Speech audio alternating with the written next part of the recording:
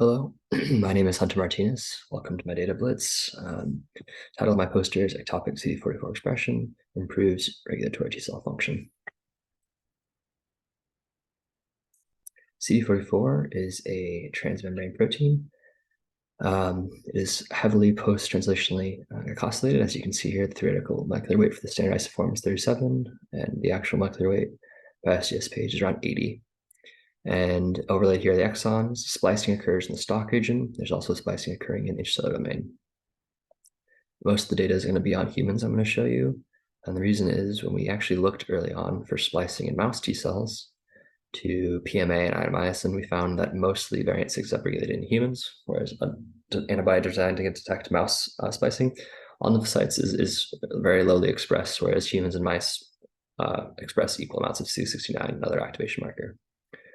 Expression patterns of E6 seem to be enriched on cells that are activated. Kind of corroborated here by this data showing getter expression, kind of some trends for ICOS and a couple other markers here, 69 as well. And then significantly enriched on cells that are ICOS positive, which is a functional activation marker and induced on stim. And in terms of kinetics, we see that variant 6 is expressed early on after activation and kind of goes down. Early data in our lab really showed this potentially was important in Treg suppression assays. So we went in and did a system where we overexpressed variant 6 on top of FOXP3, which has been shown in human T cells to make a regulatory-like cell. And initially, we're just looking at anything that CD44 variant 6 might influence in terms of other markers. And what we found was CCR4.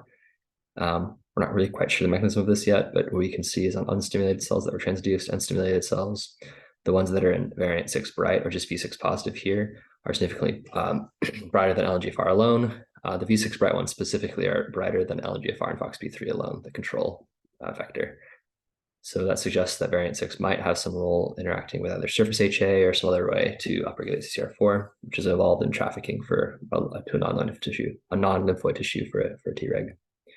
And then finally, we were looking at sorted populations of activated Tregs and noted that the ones that were V6 high were actually improved, had increased suppression. So we did a similar experiment as previous slide, but this time with iTregs, where we just transduced and induced with TGF-beta IL-2. What we found here over here on the right is that both S and V6, though, induced or improved suppression on induced Tregs. Kind of work forward, we're going to look more closely at that in terms of how the mechanism, whether it's soluble or needs to be touching through a transwell assay. And also preliminary data suggests that variant 6 isn't the only exon that's alternatively spliced, although it was the early one we looked at given availability of antibodies. I look forward to talking more in my poster. Thank you.